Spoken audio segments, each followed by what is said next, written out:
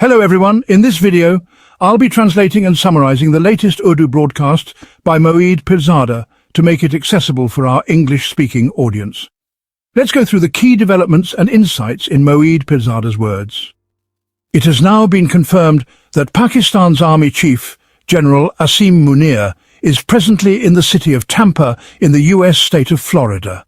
What is he doing there? Why is he there? What's going on? Why were there so many rumors about this? I'm going to lay out all the details before you.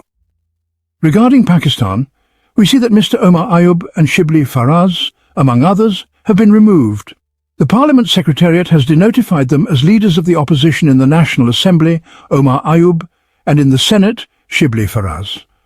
This follows their disqualification by the Election Commission of Pakistan, which acted in pursuance of the Faisalabad Anti-Terror Court's verdict in connection with events of 9th May, sentencing them each to 10 years in prison. However, both of them have obtained a stay order from the Peshawar High Court against the Faisalabad ATC's decision, and then they were to go to Lahore to seek further relief from the Lahore High Court against that verdict. This is another development. Similarly, there are many more developments, both connected and unconnected. Internationally speaking, from our point of view, the most interesting development is that the government of India, under Prime Minister Narendra Modi, is now striking back, asserting itself against Donald Trump. They are asserting themselves in a very cautious, scientific and mathematical manner, aiming to put pressure on the US and Trump in a way that improves relations. But I've also seen analysis suggesting that this crisis between Trump and Modi could prove quite dangerous for Modi's political career. I want to present my comments and analysis on all these matters. But before that, let me share something else. I often tell you I'm in the Midwest. Believe me, if anyone among you at your children's request decides, Dad, we should do a coast-to-coast trip, remember, America is huge. Driving coast-to-coast here can be grueling, and by the end you'll be praying for the journey to finish somehow. I wish I could present a documentary-style analysis on this. One thing I found very interesting is that in America, trucks climb uphill at 70 to 80 miles per hour. I don't know what kind of engines they have. In Pakistan, when a truck climbs a long slope, it crawls, barely moving. Here, these 18-wheelers climb steep inclines at high speed, even on curves. And that's quite frightening. Another observation in movies, it's shown that American police always catch speeders. But here, where the limit is 65 miles per hour, everyone drives at 80. Where it's 75, they drive at 90. Where it's 80, in some parts of Oklahoma, they go over 100. Police largely ignore speed limit violations. Hopefully, they won't stop me. But it's scary when trucks overtake you at 80 to 90 miles per hour. Now, back to developments. As I said, the most interesting is that Pakistan's Army Chief, Field Marshal Awami Lens, is currently in Tampa, Florida. About a week ago, I first reported, citing social media and Houston-based sources, that on the 9th, a lavish dinner is being organized for him in Houston to engage Texas's oil lobby, important Pakistanis, and some Americans. Among those expected were former APPNA President Mr. Shikani, a wealthy personality, and Javed Anwar, a prominent Texas oil man and Imran Khan supporter. At that time, it wasn't clear why General Lens was returning to the United States so soon, after having had a very unusual meeting with the US President in June, a rare occurrence in over 200 years since a serving foreign army chief has never been hosted for lunch at the White House. Now the mystery is solved. Tampa, Florida, is the headquarters of US Central Command. The outgoing CENTCOM chief, General Michael Kurilla, who has been extremely helpful to Awami Lens and was recently awarded the Tamga-e-Imtiaz by Pakistan, is having his farewell ceremony, and Lens is attending. India's newspaper The Print, in a detailed report by correspondent Duta Chakraborty, mentioned that tonight at 7:30 p.m, a dinner for Lens is being hosted by Adnan Asad, reportedly a distant cousin of former President Sharif, who went from running a small tissue paper factory to owning the Venus Group, a supplier of food and logistics to US and allied forces. Now, moving to the complex situation involving Narendra Modi and Donald Trump, in which we also increasingly see Russian President Vladimir Putin, Chinese President Xi Jinping, and Modi interacting with Brazil's President Lula. Before getting into that complexity, let me discuss a simpler headline. Pakistan's English-language Daily Dawn carried a story based on Bloomberg, drawing the conclusion that extreme tension between Modi and Trump stems entirely from the 4-day India-Pakistan war. Trump's team pressed Modi to agree to an immediate ceasefire, but India delayed and continued its strikes. When I examined Bloomberg's original story and others from Reuters, the fuller picture emerged. After the war ended on May 10th to 11th, Pakistan repeatedly thanked Trump, even recommending him, at Munir's request, for the Nobel Peace Prize alongside Israel. India, however, maintains that the ceasefire came via direct DGMO contact between India and Pakistan, not due to US pressure, a version few in any country believe. Trump has often claimed 2 to 3 dozen times that he personally prevented a nuclear war between India and Pakistan, saving millions of lives. India's establishment refuses to accept such a narrative for 2 main reasons. First, India presents itself as a sovereign great power, and admitting that its Prime Minister stopped a war at the US President's dictation would be, well, politically unpalatable.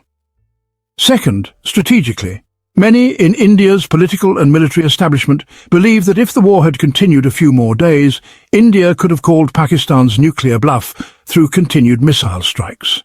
For any Pakistani intellectual or thinker, there is honestly no real freedom. The moment you start thinking outside the accepted boundaries, or even reading alternative viewpoints, or agreeing with them, you are instantly labelled as a traitor, a tool of the enemy, or an agent of RAW or Mossad. But when you look at all the evidence, and I'm not saying anything extraordinary here, this is just how any normal writer, thinker, columnist or intellectual in the Western world would look at things. You see that Donald Trump pushed for a ceasefire, and this ceasefire happened against India's best strategic interests. Because, you see, the Indian establishment believed that this so-called nuclear bluff of Pakistan's military could be called once and for all. If a 4-day war had dragged on for 8 or 9 days, they were confident Pakistan's military would not launch a nuclear strike, that there was neither the capacity nor the space for it. Now, this doesn't mean Pakistan's military is incapable of inflicting heavy damage inside North India, in Jammu and Kashmir, Punjab and even up to Delhi. They certainly can. But if we can inflict damage, India has equal firepower. There was no nuclear scope here. Donald Trump's claim that there was about to be a nuclear war and that he stopped it. This simply does not fit into India's strategic paradigm. The fact that Narendra Modi accepted a ceasefire at that time under American pressure is a major political hot potato for him, one that has been costing him ever since. To get out of it, he has repeatedly said the ceasefire did not happen in that way. When Trump hosted General Asim Munir for lunch within the same 24 hours, he once again repeated his claim. At that time, Modi was in Canada and had a phone conversation with Trump. Modi's team feared that if he accepted Trump's invitation to visit the US, Trump might arrange a face-to-face meeting between Modi and Pakistan's army chief, something they really wanted to avoid. So they made the excuse that Modi had other upcoming commitments in another country and would not come. However, the Indian Ministry of External Affairs issued a readout saying Modi told Trump that his repeated claims about the nuclear threat, the trade issue and related negotiations were not correct. Now, only God knows whether Modi actually said such a thing on that phone call, because the American side never repeated it. This is India's version. Bloomberg, Reuters and other sources I've reviewed indicate that India's repeated contradictory statements denying Trump's role in the ceasefire have, well, angered Trump towards India and Modi, creating the present context. In Pakistan, this is being presented as a great diplomatic success, or as Pakistan having played very smartly. But that's not really how it happened. Where are we now? In the past 24 hours, Modi and India have taken a series of steps to leverage against Trump, to put him under pressure and to find a way out of this difficult stage.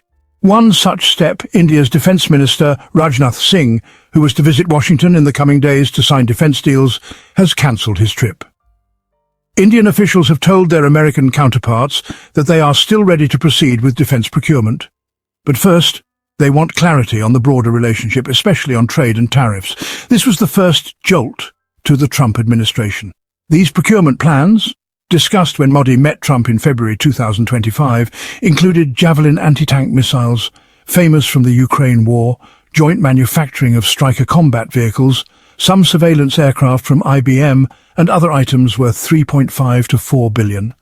For the US economy, this amount is not significant, nor is it a huge figure for India, but now India has stepped back from it. That's not all. Unofficial sources indicate that this month, in August, Modi will visit Beijing to meet President Xi Jinping in what will be his first formal official trip to China since 2018, though they have met informally since. Additionally, Modi has tweeted that he had a very good discussion with Russian President Vladimir Putin, whom he has invited to visit India this year.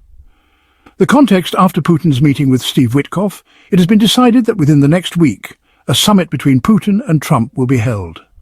Following that meeting, Putin has taken into confidence India, China, the Central Asian republics, South Africa and others about what will be discussed with Trump. Modi's phone conversation with Putin happened in that context. Through these moves, a signal is being sent to the US that China, India and Russia can coordinate more closely. At the same time, India has indicated it could reduce its oil purchases from Russia, previously claiming it was essential for consumer needs. Now they're telling Americans that if offered better terms, they could buy oil from the US instead.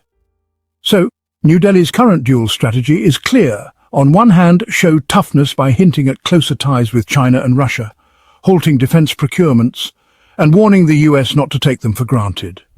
On the other hand, show softness by signaling willingness to comply on certain points. Professionally, India wants to exit this situation. Some analyses say Modi is now facing serious personal challenges.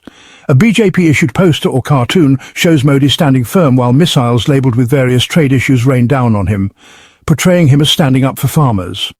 According to analysts, this is being used as a domestic political strategy ahead of Bihar's elections in October or November.